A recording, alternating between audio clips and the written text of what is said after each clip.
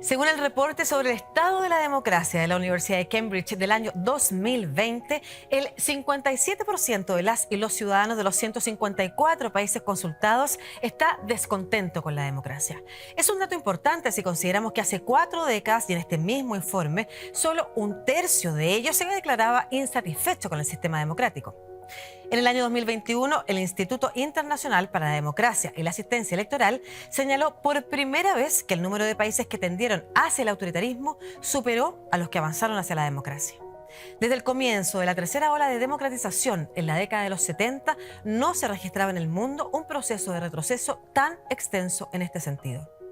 En Chile, la encuesta del año pasado del Centro de Estudio de Conflicto y Convención Social revela que la confianza en los partidos políticos no alcanza un punto y en la que se refiere al Congreso no llega al 4%. Para analizar los riesgos de la desvalorización de la democracia y las instituciones políticas en nuestro país y el mundo, hablemos de Chile. ¿Usted pudo votar ya o no? No, todavía no, estoy esperando hace una hora aproximadamente, pero espero hacerlo pronto. Cuéntenos, ¿desde qué hora está usted aquí? Yo lo decir matemáticamente de un cuarto a las 2. Cuarto para las 2.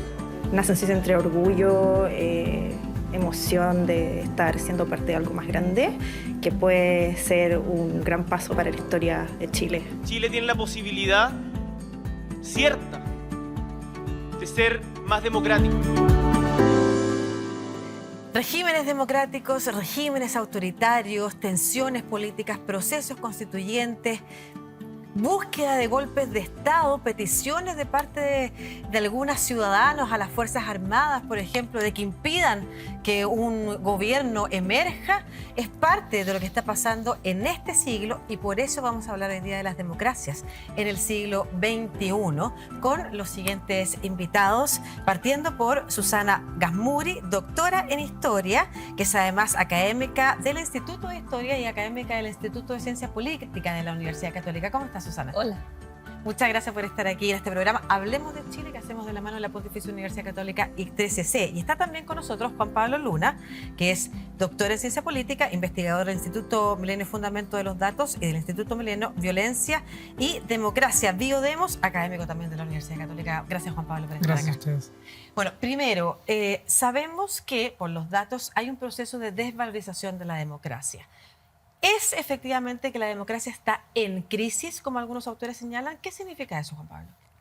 A ver, los datos de opinión pública lo que muestran es que, por un lado, se ha mantenido, y estoy pensando en América Latina fundamentalmente, el apoyo normativo a la democracia, ¿sí? La gente sigue pensando que la democracia como régimen es un régimen deseable, pero lo que vemos es una caída relativamente importante de la satisfacción con la democracia, ¿no? Y si uno mira estos últimos 40 años de democracia en la región y la evidencia que hay de encuestas, digamos, de opinión comparadas, lo que encontramos es que estamos en un momento en el cual el gap entre ese apoyo más normativo a la idea de la democracia, Claro, como digamos, el deber ser democrático. y a la idea de que la democracia puede tener problemas, pero es el mejor régimen político que conocemos, versus cómo le va a la democracia en términos de satisfacer demandas ciudadanas.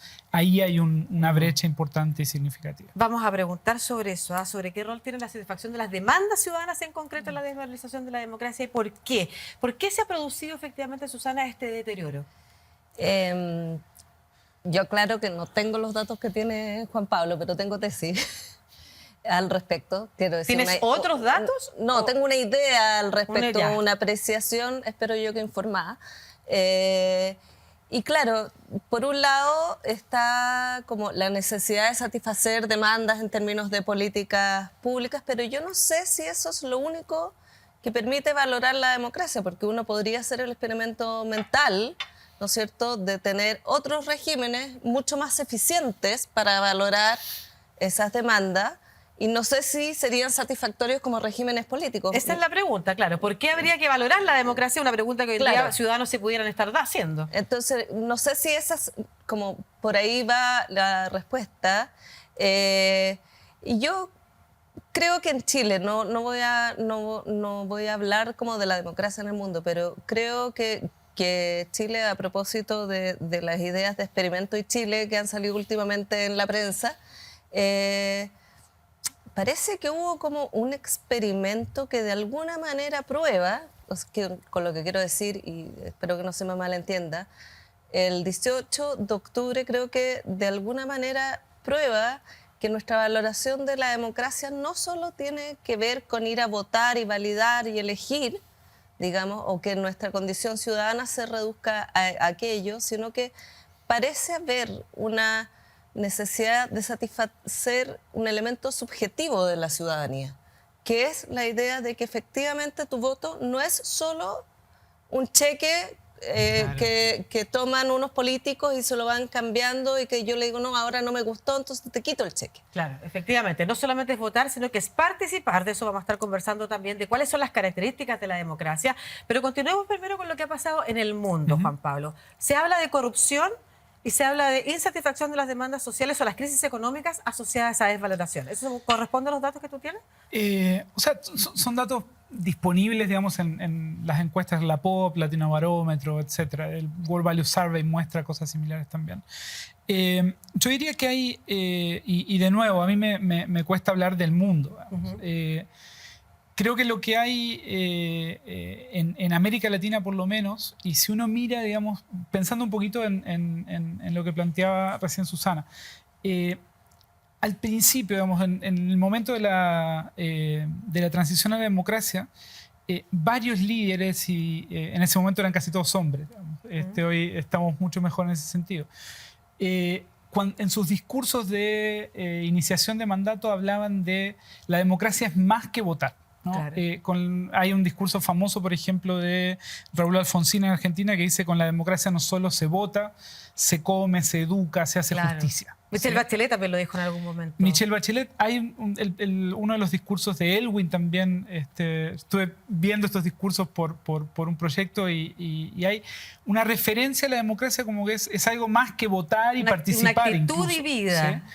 ¿sí? Y es, digamos, de alguna manera la garantía del acceso a un paquete mínimo de derechos de ciudadanía que no son solo políticos, son también derechos civiles, son derechos sociales básicos, ¿sí? ¿Y cuáles no se están cumpliendo que están generando esta desvalorización? Yo diría que uno de los, en los últimos años, y de nuevo, pensando en América Latina, y esto me parece que es súper importante verlo en términos históricos también, ¿no?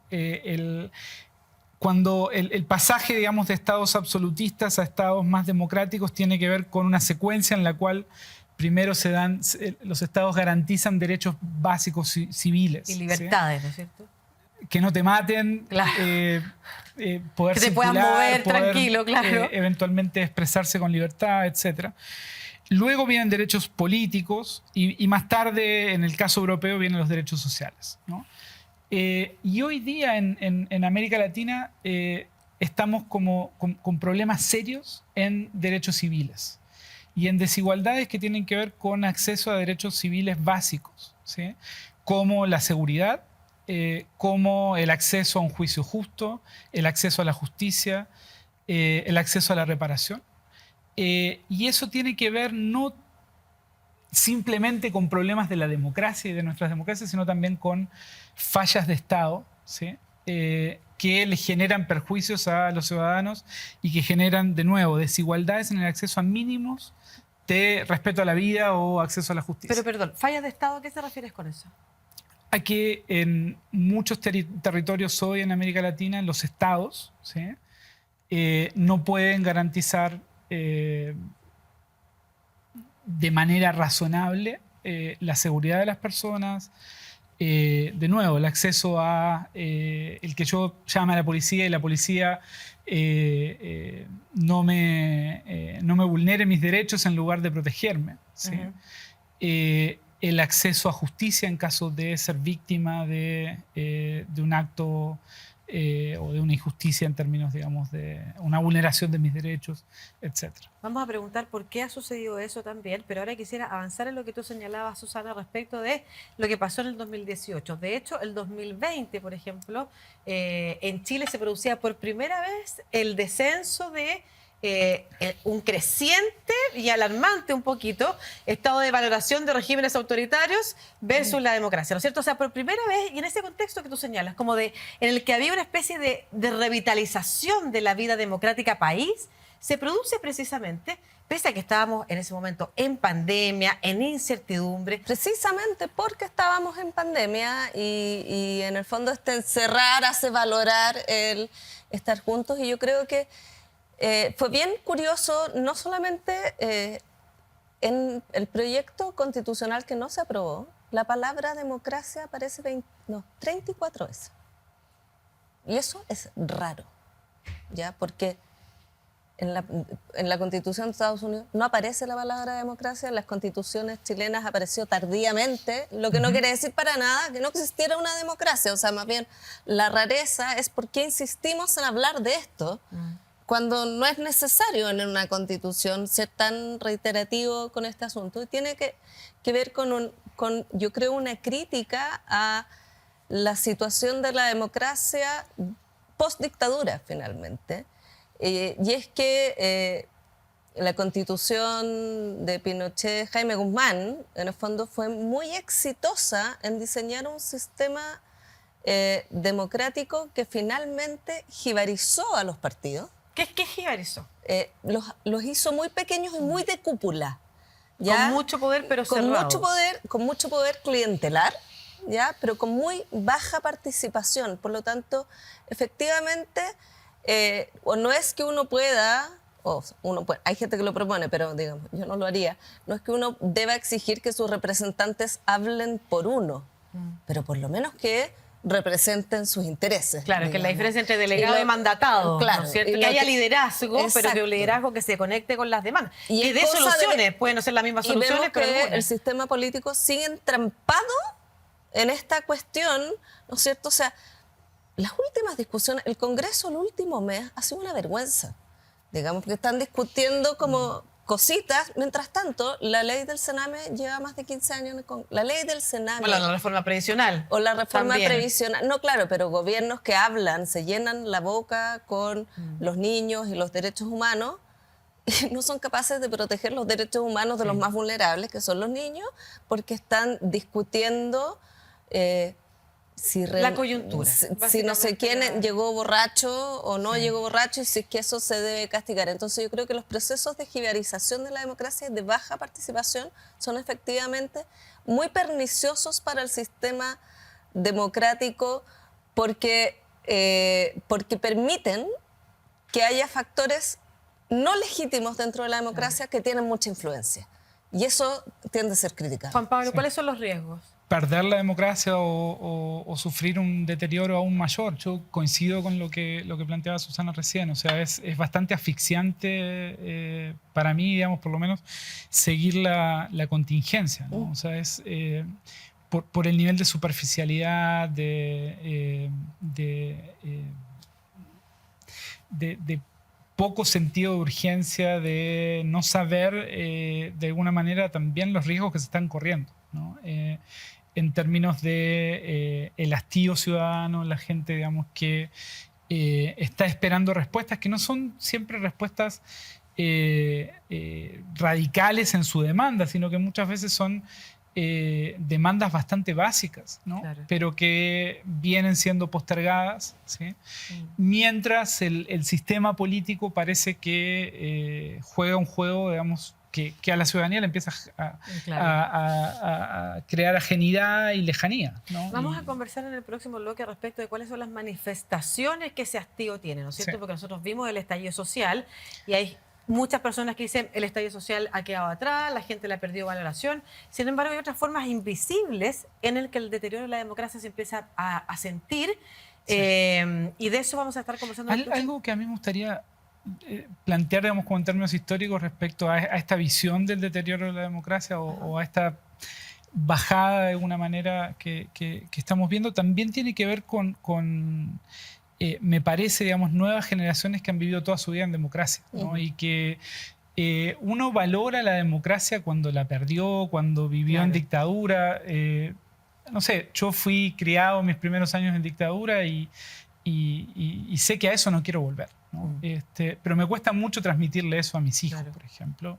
Y yo creo que parte digamos, del riesgo que se corre tiene que ver también con esa pérdida de sentido, digamos, de lo que está en juego. Pero nos vamos a una pausa a propósito de representación, revisando lo que nos tiene que mostrar Tiara Aguilera, que es abogada de Rapa Nui. Ella fue convencional constituyente, ¿no es cierto?, por ese pueblo, que nos explica cómo funciona el Consejo de Ancianos, un sistema de representación a baja escala que hay en la isla. Y el Consejo de Ancianos, para aquellos que no lo conocen, son los representantes de cada familia. Las familias de la isla son súper acotadas. Nosotros somos un gran pueblo que nos dividimos en familias y cada familia elige a sus representantes. Generalmente, como viene esto desde históricamente, son las personas más sabias, las personas mayores. Nosotros tendemos también a respetar más a las personas mayores, entonces son ellos quienes asumen un rol protagónico para la negociación política con el Estado de Chile. Es una forma que tenemos también de deliberar y de tomar decisiones y de involucrarnos en la política. Sin embargo, no es la única institución, pero el Consejo de Ancianos actúa en coordinación con otras como el FONUI, el Parlamento y las autoridades locales que son CODEIPA o la municipalidad, entre otras.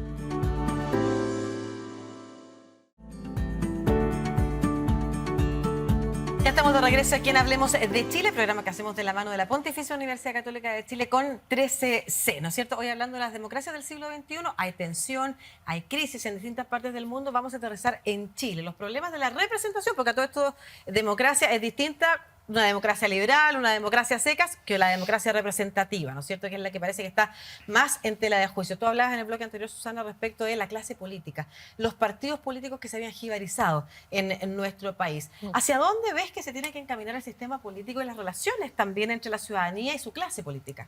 Es normativa la pregunta, ya. ¿Hacia dónde? Yo creo que sería una buena cosa dejar el voto obligatorio en la medida que el voto obligatorio, aunque ha sido como considerado por sus críticos como una especie de atentado contra la libertad individual, y ese suele ser como el argumento más arguido. Como, no, pero ¿cómo me vas a obligar a ir a votar? Poniendo el peso de la responsabilidad del voto en el ciudadano, que evidentemente tiene. Pero lo que va a obligar el voto obligatorio, perdón la redundancia, es que ya los partidos políticos no van a poder, en el fondo, solamente como atender las demandas de los pocos que votan, ¿ya? Lo que explica, diría yo, en buena medida el tipo de constituyentes que tuvimos, ¿ya? O sea, haciendo una parodia, New York, ¿no es cierto? Ñuñoa, el tipo de votante que es Ñuñoa, que entonces, por poner solamente gente como más ligada a la izquierda atiende a esa gente que sabe que va a ir a votar por ello. El voto obligatorio te escucha, te obliga a escuchar las demandas de todos los ciudadanos y a atender a aquello y hacer una oferta que esté de acuerdo a eso. Y creo que es evidente que el plebiscito constitucional lo que demostró es que no los constituyentes, en este caso no los partidos políticos, pero sí los partidos políticos que en algunos casos como que modelaron la discusión. Claro, diseñaron el proceso. No habían escuchado a los votantes. Pero hay un problema que es de las instituciones, que son las que tienen que efectivamente generar los mecanismos que permitan colaboración, conexión con la ciudadanía. Juan Pablo, a tu juicio, ¿qué es lo que está faltando en nuestro sistema político y en nuestras instituciones para algo más que solo votar? ¿No es cierto? Lo habíamos dicho, tú lo habías dicho, Susana, en el bloque anterior. La democracia no es solo votar. Sí. Bueno, yo estoy de acuerdo en principio, digamos, en primer lugar con el voto obligatorio. Yo creo que tiene un efecto, digamos, beneficioso en términos de los incentivos que le pone a los líderes políticos. A ver, los problemas de los partidos políticos en Chile vienen de muy atrás.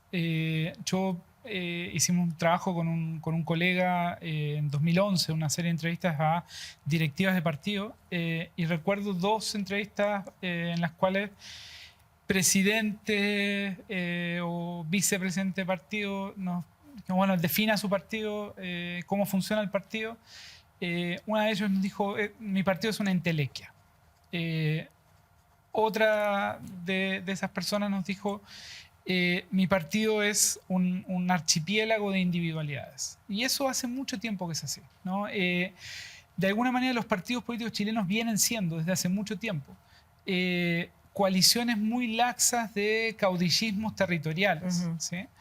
Que tienen muy poca capacidad de coordinar tanto en términos parlamentarios y programáticos, como en términos de hacer una oferta consistente a los votantes, ¿no? Entonces terminamos con personajes que son simpáticos, que se prestan a esta discusión más bien superficial con la cual se hacen conocidos o que vienen de otros medios, digamos, deporte, medios de comunicación y irrumpen en la política, pero que luego terminan siendo bastante incapaces de articular coaliciones, articular negociaciones que permitan empezar a solucionar los problemas que la gente ve, digamos, y por la cual se aleja de la política, ¿no?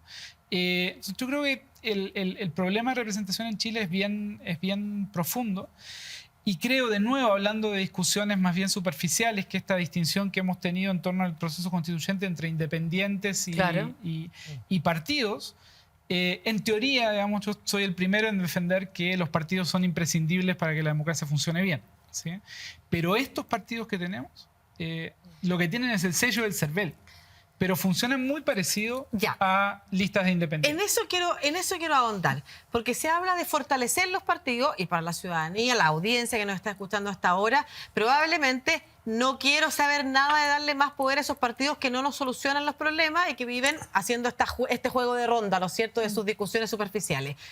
¿Qué significa fortalecer a los partidos en realidad? A ver, quizás aquí la historia sirve para, no sé qué es lo que, cómo fortalecerlos, si esa es la pregunta, pero sí la historia sirve para recordarnos que las agendas progresistas en este país, y con progresistas quiero decir las que ampliaron los derechos sociales, las que dieron el voto a las mujeres, que se fue asociado al Partido Conservador para darle a los dos lados, sueldo mínimo, lo que tengamos de Estado social, todo eso fue avanzado por partidos políticos. Porque el problema cuando no tienes partidos políticos, y esto está pasando en el Congreso actual, que tiene, no tengo idea si hay más independientes, pero sí pasa con los actores... Más de 20 partidos. Ya, pero en el fondo con los actores independientes, ¿qué ocurre? Muchos de esos independientes son electos porque tienen agenda propia. ¿Ya? O la van armando en el camino según lo que digan las encuestas. Pero cuando tú tienes agenda propia probablemente está asentada en una cosa que te importa, ¿no es cierto? Hay una bandera de lucha, y cuando hay una bandera de lucha, esa bandera no es negociable. Bueno, de hecho, entonces, los partidos... Yo estoy súper de acuerdo con eso, y de hecho parte del problema de la Convención Constituyente fue ese, ¿no? Claro. El problema es que o el límite que yo veo es que no se soluciona, digamos, el criticar a los independientes no soluciona el problema que tenemos con los partidos que tenemos, claro, que funcionalmente son muy parecidos a los independientes.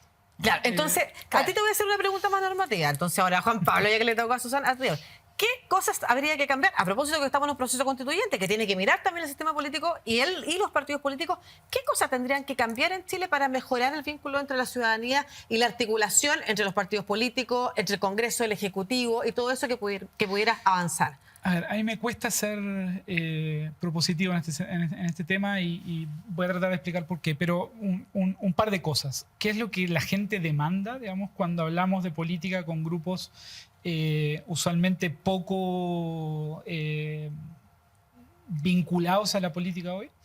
Empatía, que me entiendan, que sean como nosotros, ¿no? Hay como... un cierto reclamo de representación descriptiva. Yo cuando empecé a hacer trabajo de terreno en Chile y vine a Chile, digamos, parte de lo que me llamó la atención en su momento era que todos los diputados y diputadas y senadores y senadoras eran en general del Distrito 23, no importaba qué distrito, vivían todos en el Distrito 23, el viejo Distrito 23, ¿no? Las Condes, Vitacura, Lo Barnechea. Conocido como Distrito 11 ahora. Distrito 11 ampliado. Ahora, yo creo que eso hoy es más difícil de sostener, ¿no? La gente está demandando candidatos y candidaturas más parecidas a... Ya, pero insisto en un punto. sí. No solamente las características de las personas, la institucionalidad, más allá de que no vamos en detalle a entrar, pero... Voy a decir dos cosas que son poco simpáticas. Creo que hay que, por un lado, desterritorializar la representación, y esto va en contra de, por ejemplo, la demanda que hay de descentralización, ¿sí? Porque creo que parte importante de los problemas que tenemos con el sistema de representación hoy en Chile es que tenemos caudillos territoriales que son capaces de elegirse y reelegirse, ¿sí? Independientemente de por qué partido compitan, de cuánto hagan o no hagan en términos de el funcionamiento parlamentario. Y me parece que pasar a listas nacionales, por ejemplo. Yo sé que esto es muy difícil de pensar en el caso de Chile, o pensar en un sistema mixto donde haya cierto componente de representación territorial, pero también un componente de representación más por lista partidaria, claro, fortalecería a los partidos. Perfecto. ¿Sí? Perfecto, ya. Vamos a estar conversando, vamos a seguir conversando sobre las democracias, sobre los desafíos que enfrentan nuestra democracia, sobre el proceso constituyente, si sirve algo o no. Y vamos a hablar también en el próximo bloque de la irrupción de las plataformas digitales y de las redes sociales en la discusión democrática también. ¿Cuánto eso ha contribuido a tensionar o no la discusión política y el debate ciudadano? Lo conversamos en el próximo bloque. No se mueva de las pantallas de 13C.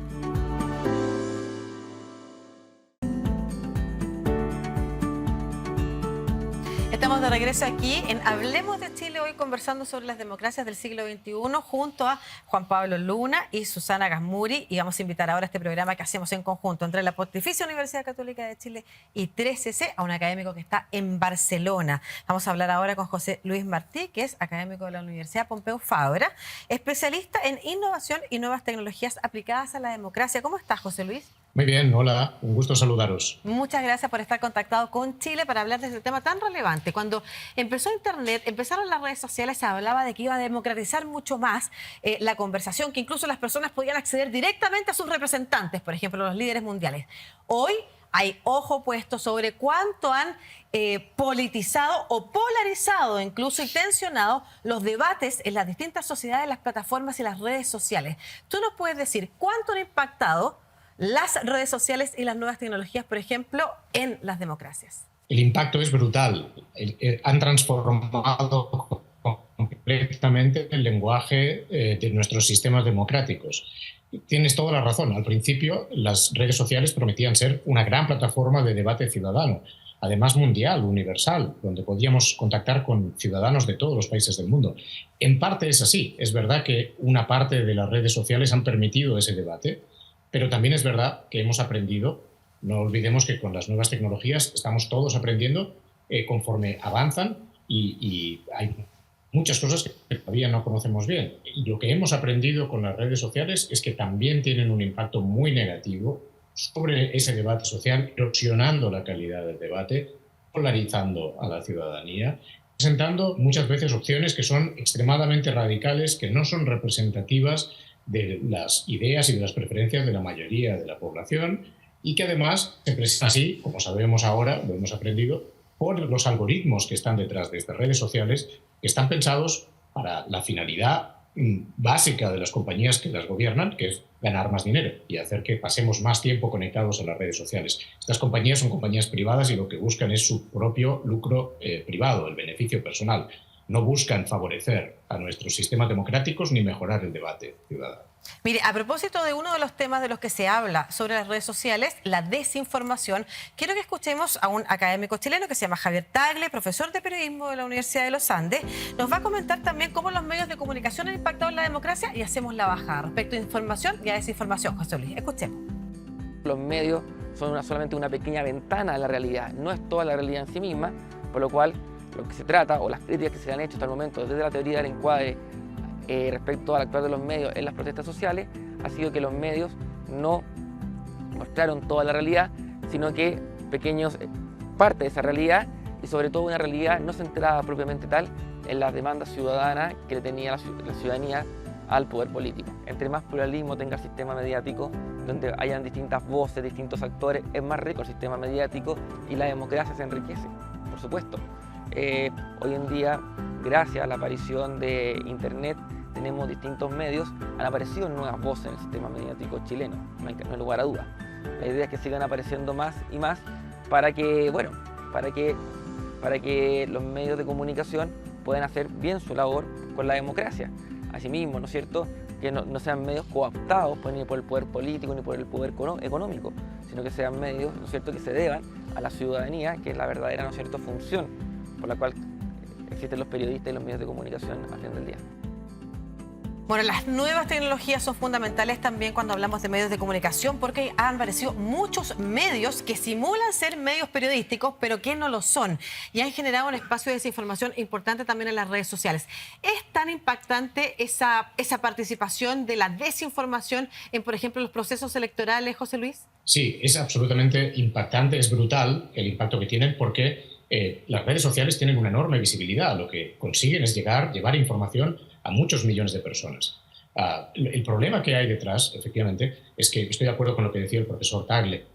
Las nuevas tecnologías en general, no solo las redes, tienen un enorme impacto positivo, potencial, porque pueden pluralizar, pueden invitar a más voces, que más voces sean escuchadas, y es verdad que cualquier ciudadano puede abrirse una cuenta y tener ahí una pequeña ventana para comunicar y expresar lo que quiera al resto de ciudadanos. Esto es cierto, pero no debemos confundir las nuevas tecnologías y las plataformas, las posibilidades que están ahí abiertas y que tal vez, ojalá, algún día podamos implementar y desarrollar, que realmente estén preocupadas por el debate y por la información veraz. No hay que confundirlos con lo que encontramos en las redes. Las redes, como decía antes, obedecen a los intereses de compañías. Estas compañías lo que quieren es promocionar determinados mensajes, pero no necesariamente preocuparse por la calidad del debate.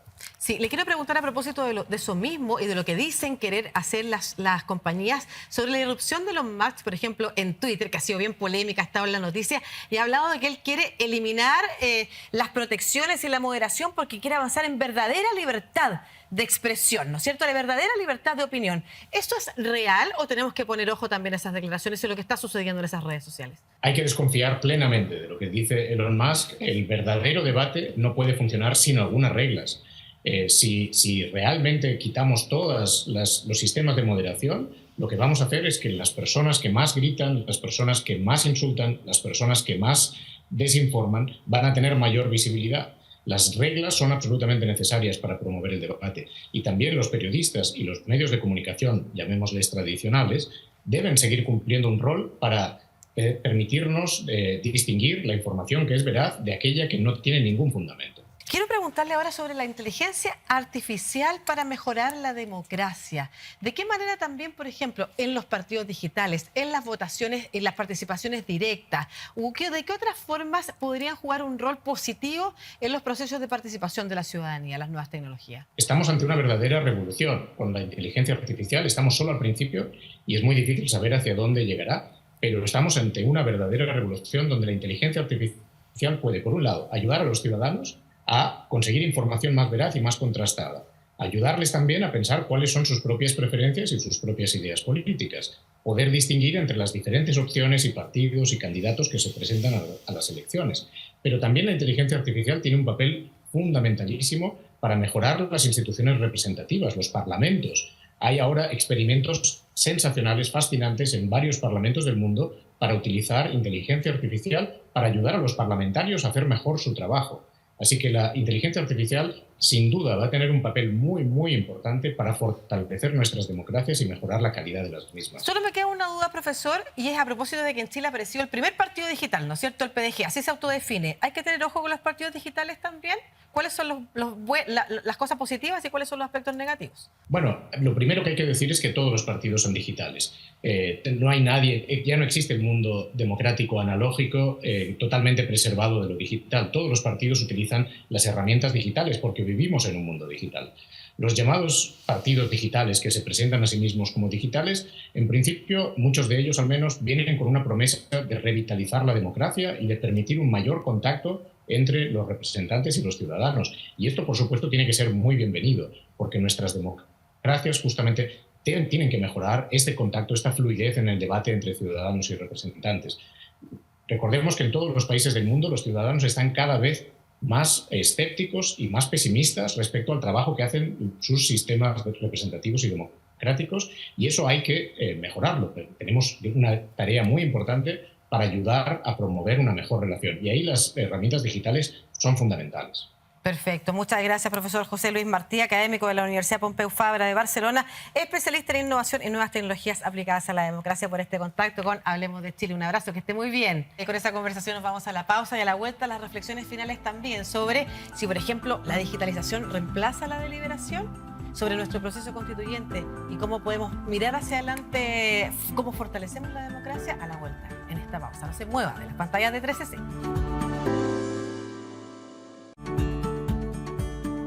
Estamos de regreso en el último bloque de Hablemos de Chile, programas que hacemos de la mano del 3CC con la Pontificia Universidad Católica de Chile, hoy hablando de las democracias del siglo XXI, de la crisis de representatividad, de los problemas que hay en el mundo, pero también en nuestro país. Y quedamos del bloque anterior a media pausa sobre la deliberación, ¿no es cierto? De eso estábamos conversando también en estos comerciales cuando estábamos con nuestros invitados, derivando la conversación de los partidos digitales, la mera agregación de preferencias. ¿Por qué es importante entender que votar no es lo mismo que deliberar? Yo creo que, como estoy muy de acuerdo con lo que dijo el colega español, pero no solamente votar no es lo mismo que deliberar, sino que además las redes sociales producen un tipo de discusión que no lleva, ¿no es cierto?, a la negociación o consenso que es necesaria para que tomemos decisiones, digamos, que se traduzcan en leyes. Y en ese sentido creo que es bueno recordar que todo proceso democrático no solamente es una expresión de voluntad ni de mi libertad ciudadana, sino que es un proceso en un contexto altamente institucionalizado, ¿ya? Lo que nosotros conversamos acá no produce ningún efecto político. Las asambleas esas que se produjeron después del 18 de octubre en la plaza fueron una bonita manera de deliberar, pero no producen efecto político. Para que las cosas produzcan efecto político tienen que darse en instituciones que hemos acordado que los tienen y en términos de discusión, como dijo el colega, con reglas. Otros dicen razonable. Todo eso lo podemos discutir, porque discutir qué es razonable y qué no es razonable ya es un problema. Pero sí ciertas reglas, ¿no es cierto? Y eso sí lo hemos visto en el Congreso últimamente, en el fondo, ¿qué pasa con aquellos que se están saltando las reglas? Sí, a propósito de eso nos va a quedar pendiente una conversación sobre qué el tercer sector, otras organizaciones cumplen un rol también en la democracia en conectar a la ciudadanía con sus liderazgos políticos. Y algo que queda pendiente del inicio, y es reforzar por qué es importante la democracia, Juan Pablo. Decía Susana al inicio que alguien podría preferir un sistema autoritario porque le va a responder más rápidamente a sus problemas de seguridad, por ejemplo. A ver, dos cosas. Yo creo que hay cosas que solo se valoran cuando se pierden, pero en lo que decía recién Susana de las reglas, está implícito la protección de las minorías. Yo sé que cuando en democracia pierdo circunstancialmente una elección, cuando estoy en minoría, ¿sí?, esas instituciones protegen mis derechos, protegen mi capacidad de expresar esas diferencias y de tratar de seguir influyendo en el debate público y hacerlo de manera legítima y con dientes, ¿no? Y yo hablaba al principio, digamos, de tal vez los jóvenes hoy no valoran tanto, digamos, porque no lo han vivido, digamos. Pero pensemos en el backlash que acaba de sufrir Trump en Estados Unidos, o pensemos en el caso de Bolsonaro, ¿no?, en Brasil. Estos liderazgos, digamos, que de alguna manera juegan al borde de la institucionalidad democrática, que a veces, digamos, se van un poquito más allá. No reconocen los triunfos. Cuando son sometidos a una elección relativamente limpia, ¿sí?, luego de esos mandatos, pierden elecciones, ¿no? Y pierden elecciones con movimientos ciudadanos que se activan muchas veces hablábamos en el corte, por ejemplo, la reacción respecto a el aborto y Roe versus Wade en Estados Unidos como un potencial movilizador. O el control de las armas. O el control de las armas, digamos, que explica, digamos, de alguna manera esta reacción al avance republicano. Ya, claro. Eso en un contexto no democrático no puede suceder, no sucede usualmente. Claro que sí, ahí los jóvenes sí tuvieron algo que decir, precisamente como porque empezaron a sentir lo que significaba avanzar, como tú decías, contra esas visiones que son distintas a las mías o a las que yo puedo creer en algún momento mayoritario. Y en ese sentido, algo que es importante de la democracia es que te permite, al menos, digamos, en este juego intertemporal entre elecciones, rectificar, ¿no? y calibrar, ¿sí? De una manera que otro tipo de régimen no lo hace. De hecho, la historia tiene harto que decir sobre eso, Susana. Sí, respecto a... O sea, porque uno podría imaginar un régimen autoritario de inteligencia artificial, ¿no es cierto?, que diseñara cosas en que no solamente mis necesidades son satisfechas, sino que además yo lo podría diseñar para que protegiera... Huxley, un mundo feliz. Claro, un mundo feliz. Pero hay que acordarse que la libertad no es algo que nació con los seres humanos, la inventamos los seres humanos, y su primer significado es no ser esclavo. Y el problema es que si estuviéramos en un sistema autoritario perfecto, igual seríamos esclavos. También uno puede imaginarse un amo que te trate cariñosamente y que te cuide, te abrigue, te proteja. Pero sigue al que siendo no puedes esclavo. decir que no. Claro. No Entonces yo creo que hay que recordar que aunque diseñáramos un sistema perfecto, no seríamos libres. Puede que no nos importe ser libre, porque efectivamente la libertad es una cosa que a su vez existe solo cuando tenemos un pacto social. Muchas gracias, Susana, muchas gracias, Juan Pablo. Súper interesante la conversación y además nos permite también esta última reflexión tuya, recordar lo que ha pasado en otros momentos donde un líder fue popular, terminó en un totalitarismo y finalmente cayó la desgracia, no solamente en un país, sino que en muchos. Un abrazo, que estén muy bien y muchas gracias a ustedes también por acompañarnos en este nuevo capítulo de Hablemos de Chile. Nos quedamos aquí en las pantallas de 13C en una nueva conversación.